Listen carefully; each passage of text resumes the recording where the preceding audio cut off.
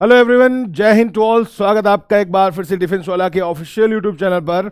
और मैं आपके साथ लेकर आया हूं आज एक बेहतरीन सा टॉपिक जिसमें एक बहुत ही वायरल भी है और बहुत ही ज़्यादा लोगों के बीच में आज डिस्कशन का पॉइंट बना हुआ है कि सिटीजन अमेंडमेंट एक्ट जो आया, सिटीजनशिप अमेंडमेंट एक्ट जो आया है, जो कि अब से 11 मार्च 2024 से लागू हो चुका है।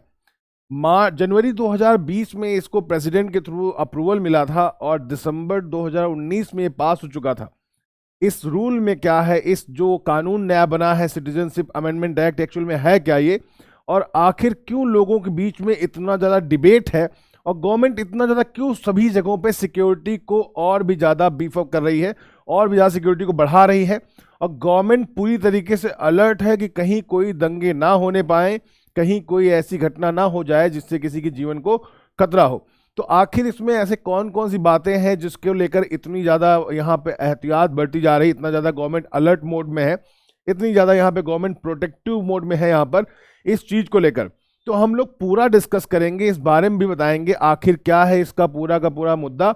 और इससे पहले आपका ये जो बिल एक बार जो पास हुआ था, तो क्यों इतनी ज़्यादा यहाँ पर चीज़ें बढ़ गई थी जानकारी में, सब कुछ डेट वाइज कवर करेंगे, 1 to 1 कवर करेंगे, आपको पूरी जानकारी देंगे।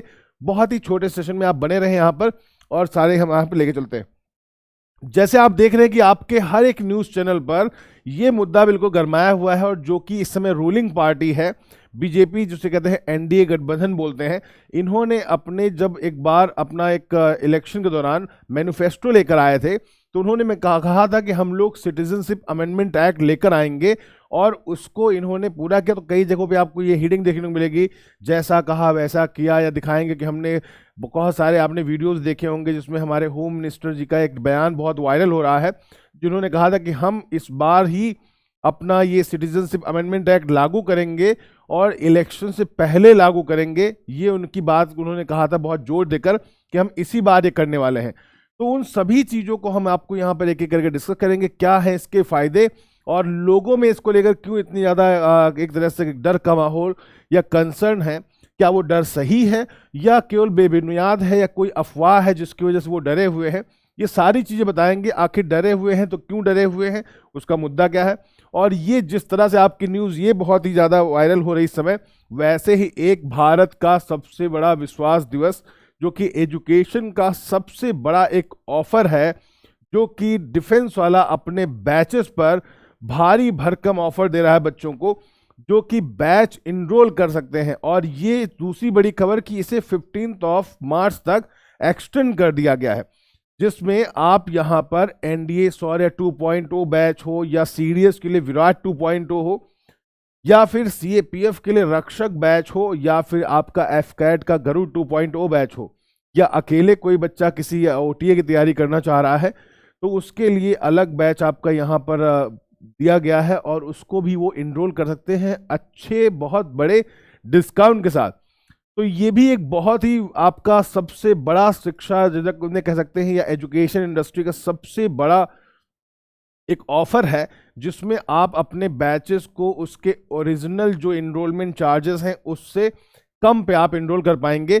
और ये केवल 15 मार्च तक के लिए आपके है कि आप इसका फ़ायदा उठा सकते हैं। तो बात करूं मैं शौर्य 2.0 जो कि एनडीए का बैच है, जिसमें आप अभी 3000 अप्रॉक्स जो बैच था वो मात्र आप 2199 में इनरोल कर पाएंगे। मतलब आपको अराउंड कितना 800 का यहाँ पे डिस्काउंट दिया जा रहा है। और अगर हम बात करें एनडीए फाउंडेशन 2025 का जो बैच आपको यहाँ पे 4299 में आप इनरोल कर पाएंगे, और विराट 2.0 बैच जो कि 2299 में इनरोल कर पाएंगे। और अगर आप केवल ओटीए के लिए प्रिपेयर कर रहे हैं तो वहाँ पर आप केवल 1999 में इनरोल कर पाएंगे। और अगर एफकैट गरुड़ का बैच आप इनरोल कर रहे हैं तो आप इनरोल कर पाएंगे 799 में। और साथ में अगर आप कई सारे बैचेस को यहाँ पे इनरोल करना चाह रहे हैं एक साथ, तो आपको कॉम्बो ऑफर्स भी यहाँ पे अवेलेबल कराए गए। तो बात करते हैं अभी हम जो अपने टॉपिक पे, जिसका नाम है सिटीजनशिप अमेंडमेंट एक्ट, नागरिकता संशोधन अधिनियम की बात करते हैं। कहते हैं कि पूरे कई सालों से जो ये जद्दोजहद चल रही थी, जिस पे बात की जा रही थी और पार्टी इस पे फोकस कर रही थी, आपकी पॉलिटिकल पार्टी, कि हम इसको लागू करेंगे। ये पहली बार जब इंट्रोड्यूस हुआ तो ये माना गया कि आपकी जो नागरिकता अधिनियम है, इंडियन सिटीजनशिप एक्ट है, 55 में अमेंडमेंट किया जाएगा। और इसको फर्स्ट टाइम इंट्रोड्यूस किया गया था 2016 में। 2016 में जब इसे इंट्रोड्यूस किया गया तो ये आपका लोकसभा में तो पास हो गया लेकिन राज्यसभा में पास नहीं हो पाया।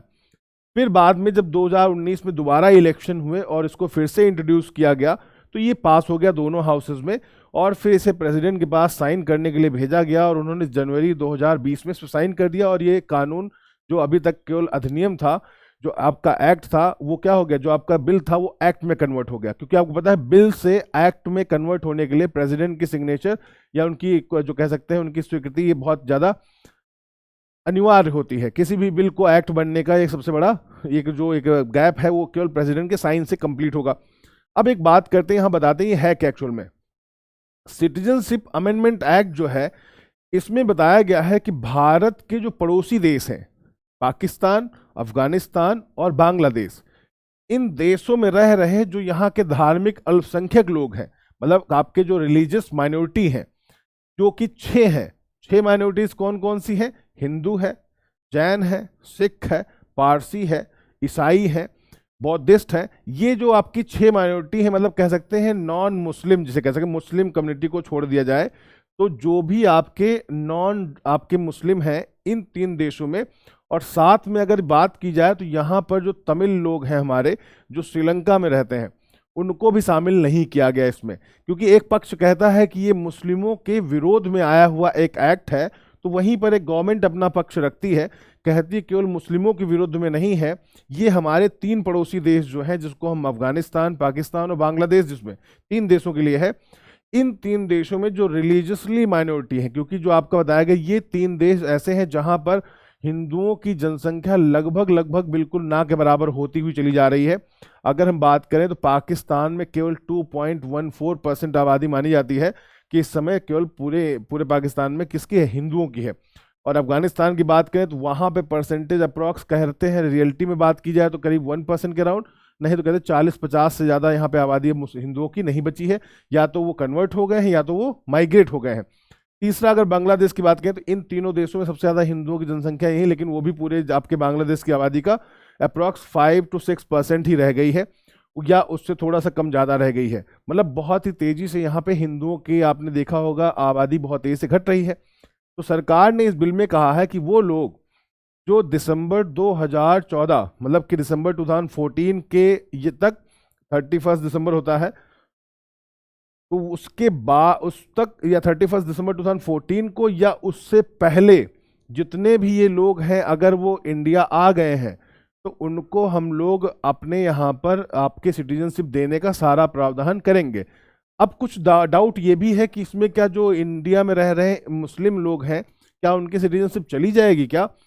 तो बिल्कुल भी ऐसा नहीं। गवर्नमेंट ने बिल्कुल क्लियर किया है कि ये सिटीजनशिप देने के लिए एक्ट आया हुआ है, इसमें किसी की सिटीजनशिप छीनी जाने या उसे खत्म करने का कोई भी यहाँ पे बात नहीं कही गई, या कोई भी इसमें कोई ऐसा प्रावधान इसमें नहीं किया गया है।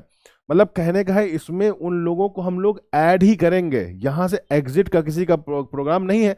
आप कहते हैं फिर ये क्यों यहाँ पे चल रहा है कि एग्जिट भी होगा? तो आपको बता दें, जब पहले पूर्वी पाकिस्तान और पश्चिमी पाकिस्तान हुआ करता था, ये कब हुआ करता था? 24 मार्च 1971 से पहले तक, क्योंकि 24 मार्च 1971 को हमने क्या किया, पूर्वी पाकिस्तान जो कि अभी बांग्लादेश है, इसको पाकिस्तान से अलग करवा दिया था। तो वहाँ भी एक अपने यहाँ पे किया गया है प्रपोजल कि जो आपके इस तरह की अगर बात आएगी, लेकिन इसमें सीएम ऐसी बात नहीं है। 24 मार्च 1971 को जो लोग इंडिया आ गए हैं या उससे पहले जो लोग इंडिया आ गए हैं, उनको हम अगर ऐसा कोई रूल बनाएंगे तो हम उसको इंडियन ही मानेंगे। लेकिन वो ऐसी बात, वो आपकी बात किसकी है? वो नेशनल पॉपुलेशन रजिस्टर और एनआरसी की बात है। उसमें अभी सीए से बिल्कुल डिफरेंट है। मतलब कहने का मतलब ये है कि जो सिटीजनशिप अमेंडमेंट एक्ट है और जो एनपीआर और एनआरसी है, वो दोनों अलग चीज़ें हैं। एनपीआर एनआरसी का इससे कोई लेना देना नहीं है। बस लोगों में क्या है कि जब कभी सिटीजनशिप अमेंडमेंट एक्ट ये लागू हुआ या इसकी बात जब भी कभी उठती है तो लोगों को ये लगता है कि जैसे इसको लागू कर दिया गया है तो अगला स्टेप गवर्नमेंट का एनपीआर या एनआरसी होगा, जबकि अभी गवर्नमेंट ने केवल सीएए लागू किया है, जिसमें आपके जो प्रावधान है वो केवल सिटीजनशिप देने के हैं। इसलिए गवर्नमेंट ने सभी रिलीजियस जो इंस्टीट्यूशंस हैं या उनके जो हेड हैं उनसे कम्युनिकेशन बनाया हुआ है और उनसे कहा है कि इस चीज़ को जो र्यूमर्स उड़ाई जा रही हैं कि अभी यहाँ पे आपके जो मुस्लिम्स हैं उनको देश से बाहर कर दिया जाएगा या उनको देश से निकाल दिया जाएगा, ऐसा कोई भी प्रावधान इस कानून में नहीं किया गया है। हमारे संविधान की अगर बात करें तो वहाँ पे पार्ट 1, पार्ट 2, पार्ट 3 है, जो कि भारतीय सिटीजनशिप्स के लिए बहुत ही इंपॉर्टेंट होती है। जिसमें पार्ट 1 ये बताता है कि हमारी इंडियन बाउंड्रीज कहाँ कहाँ पे है, हमारी टेरिटरी कहाँ कहाँ तक है, जो कि पार्ट 2 बताता है कि उस टेरिटरी में रहने वाले कौन से लोग सिटीजन है, कौन से लोग सिटीजन नहीं है। इस चीज़ को बिल्कुल डिफरेंशिएट करता है। और पार्ट 3 ये बताता है कि वो जो सिटीजन है उनके राइट्स क्या हैं। तो गवर्नमेंट ने कहा है अगर जिनको हम सिटीजनशिप अमेंडमेंट एक्ट के तहत यहाँ पे भारत की नागरिकता देंगे, मतलब वो भारत में के वो लोग होंगे जो कि आपके पाकिस्तान, बांग्लादेश या अफगानिस्तान में अल्पसंख्यक हैं, उन लोगों को जो कि इंडिया में कब आ गए हैं 31 दिसंबर 2014 से पहले, मतलब उसके बाद नहीं, उसके जो पहले आ चुके हैं उनको हम पूरी तरीके से यहाँ पे नागरिकता देंगे और उनको ये तीनों पार्ट में जो चीज़ें डिस्कस की गई हैं जो आम नागरिकों को इंडिया की मिलती हैं वो भी बिल्कुल हूबहू उनको वैसी ही दी जाएंगी। अब पूछा गया इसको हम कैसे अवेल कर सकते हैं, बोला गवर्नमेंट ने इसको कहा है कि पूरी तरीके से ये प्रोसेस ऑनलाइन होगा, इसमें कोई भी तरीके का ऑफलाइन नहीं होगा, उनको सारे डॉक्यूमेंट्स देने पड़ेंगे, फिर उनको आगे गवर्नमेंट अपने स्टेप बाय स्टेप सारी चीज़ें डिक्लेयर करती जाएगी और उनको स्टेप बाय स्टेप समझाती रहेगी। ठीक है, तो ये आपका जो यहाँ बीच में डिफरेंशिएशन था कि एनपीआर एक डिफरेंट थिंग है, एनआरसी डिफरेंट थिंग है और सीए पूरी तरीके से डिफरेंट है। और जो अभी देश में लागू हुआ है वो सिटीजनशिप अमेंडमेंट एक्ट है, जिसको 2020 में ही प्रेसिडेंट से अप्रूवल मिला था, लेकिन लागू हुआ 11 मार्च 2024 के दिन।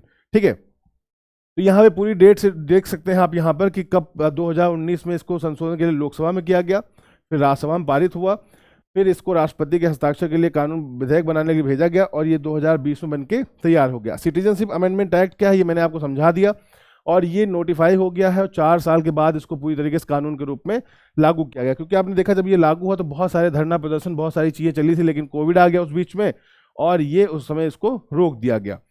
सिटीजनशिप अमेंडमेंट एंटी मुस्लिम 2019, ये अलजीरा जो चैनल है उसमें एक न्यूज़ चैनल, उस पर ऐसी बातें की गई हैं, लेकिन गवर्नमेंट ने इसको बिल्कुल क्लियर किया है कि किसी भी तरह का एंटी मुस्लिम कानून नहीं है ये, क्योंकि वो देश जहाँ पे लोग मेजॉरिटी में है वहाँ पे उनको किसी तरह की दिक्कत नहीं है। जो लोग वहाँ मेजॉरिटी में नहीं है, जैसे हिंदू हो गए, केवल हिंदू की बात नहीं की जा रही यहाँ पर, यहाँ पे सिख भी हैं, हमारे ईसाई भी हैं, जैन भी हैं, पारसी भी हैं, मतलब 6 कम्युनिटी जो कि इंडिया में भी है, उसमें मुस्लिम को छोड़ दिया, सारी को जो कि वहाँ माइनॉरिटी हैं, जबकि इंडिया में हिंदू माइनॉरिटी नहीं है। लेकिन बाकी देश जहाँ हिंदू माइनॉरिटी, हिंदू के साथ साथ 5 और जो हमारे रिलीजन है जो माइनॉरिटी में है, उनसे जुड़े हुए तीनों देशों से, उन 3 देशों में रहने वाले ये 6 कम्युनिटी के लोग इंडिया आ गए हों, कब आ गए हों 31 दिसंबर 2014 से पहले आ गए हों, उनको हम सिटीजनशिप देने की बात की गई है, जो कि इस बिल्कुल तरीके से गवर्नमेंट ने पहले भी इसके बारे में डिक्लेयर किया था। अब कहते हैं मिनिस्ट्री ऑफ होम अफेयर्स जो कि है, जिसको सिटीजनशिप देने के कहते हैं कि सबसे भारत में नागरिकता देने का काम किसका होता है, मिनिस्ट्री ऑफ होम अफेयर्स के थ्रू एक नागरिकता दी जाती है।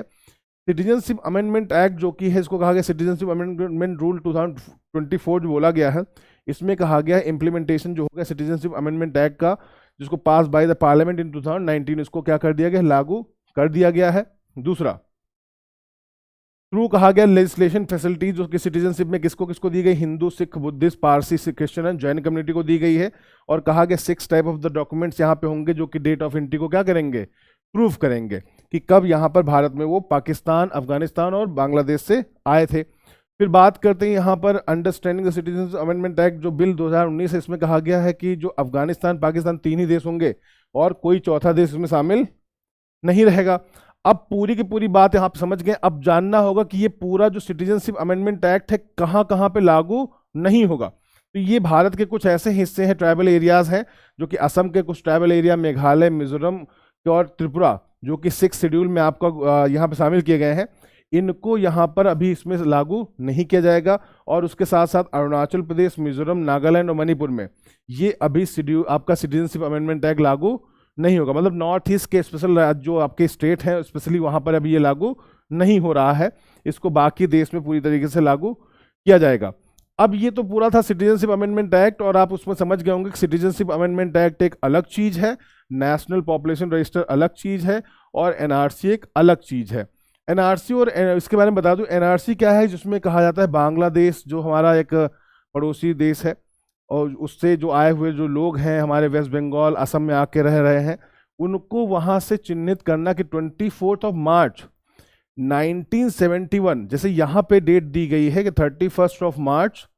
31 दिसंबर 2014 दिया गया है, 31 दिसंबर 2014 कि इसमें आए हुए लोग, इससे पहले आए हुए लोगों को हम लोग सीए में शामिल करेंगे।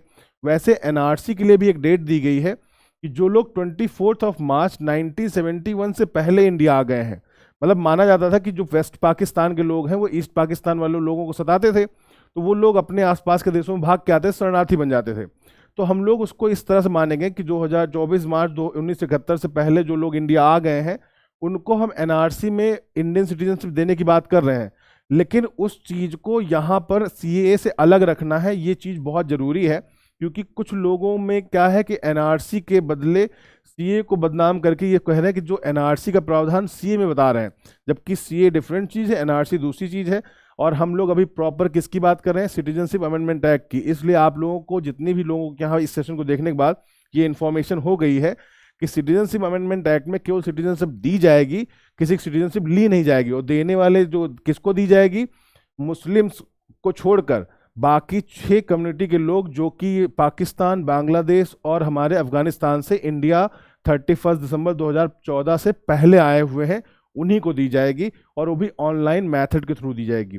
ये है पूरा का पूरा मामला जो मैंने आपको बताया, जो कि एक तरीके से आपको अब क्लियर हो गया होगा और आप इसको बेहतर तरीके से लोगों को समझा पाएंगे। अब बात करते हैं एक ऐसा ऑफर जो आपको बिल्कुल समझ में आ जाना चाहिए आपके लिए कितना फ़ायदेमंद है। वो ये ऑफर है जिसमें आप अपने बैचेस को उसके रियल जो इनरोलमेंट चार्जेस हैं उससे कम कीमत पे इसको इनरोल कर पाएंगे। चाहे वो आपका एनडीए का हो बैच, चाहे वो आपका सीडीएस का हो, एफकैट का हो या सीपीएफ का हो, या आप यहाँ पर ओटीए के लिए अपनी प्रिपरेशन कर रहे हो, या एक साथ कई सारे आप चीज़ें एग्जाम टारगेट कर रहे हो जो कि सेम क्वालिफिकेशन के ऊपर बेस्ड है। उन सारे बैचेस को आप इनरोल कर सकते हैं हैवी डिस्काउंट के साथ। तो ये डेट केवल 15 मार्च है, उसके बाद आप बैचेस को उनके रियल चार्जेस में आपको इनरोल करना होगा। तो होपफुली आप सभी लोगों को ये पूरा सेशन समझ में आ गया होगा, और भारत का सबसे बड़ा जो एजुकेशन फेस्टिवल चल रहा है विश्वास दिवस, उसको भी आप अपने दोस्तों को अच्छे से समझा देंगे अगर वो इस डिफेंस वाला प्लेटफॉर्म पे किसी भी डिफेंस एग्जाम की तैयारी करना चाह रहे हो। तो बेटा आज के लिए इतना ही, मिलेंगे फिर अगले सेशन में। आज के लिए इतना ही, थैंक यू, जय हिंद।